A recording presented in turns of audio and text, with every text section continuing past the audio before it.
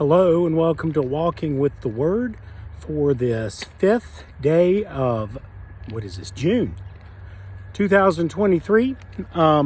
We will begin today with Psalm 29. Honor the Lord, you heavenly beings. Honor the Lord for his glory and strength. Honor the Lord for the glory of his name. Worship the Lord in the splendor of his holiness. The voice of the Lord echoes above the sea. The God of glory thunders. The Lord thunders over the mighty sea. The voice of the Lord is powerful.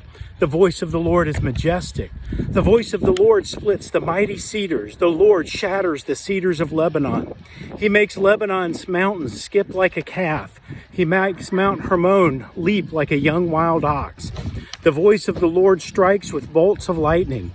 The voice of the Lord makes the barren wilderness quake. The Lord shakes the wilderness of Kadesh. The voice of the Lord twists mighty oaks and strips the forest bare. In his temple everyone shouts, "Glory!" The Lord rules over the floodwaters. The Lord reigns as king forever.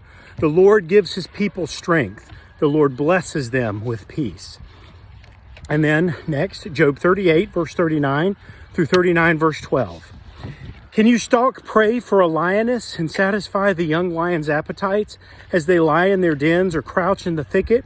Who provides food for the ravens when their young cry out to God and wander about in hunger? Do you know when the wild goats give birth? Have you watched as deer are born in the wild? Do you know how many months they carry their young? Are you aware of the time of their delivery? They crouch down to give birth to their young and deliver their offspring. Their young grow up in the open fields and they leave home and never return. Who gives the wild donkey its freedom? Who untied its ropes? I have placed it in the wilderness. Its home is in the wasteland. It hates the noise of the city. It has no driver to shout at it. The mountains are its pasture land, where it searches for every blade of grass.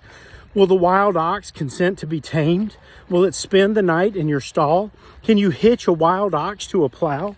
Will it plow a field for you? Given its strength, can you trust it? Can you leave it and trust the ox to do your work? Can you rely on it to bring home your grain and deliver it to your threshing floor? And then finally, 1 Corinthians 12, 1 through 3. Now, dear brothers and sisters, regarding your question about the special abilities the Spirit gives us, I don't want you to misunderstand this. You know that when you were still pagans, you were led astray and swept along in worshiping speechless idols. So I want you to know that no one speaking by the Spirit of God will curse Jesus, and no one can say Jesus is Lord except by the Holy Spirit. I've actually seen that, where somebody who wanted to proclaim Jesus as Lord could not do that because they were literally possessed. It's a longer story. Anyway, may God's word bless you today as you go through the rest of your day. Take care.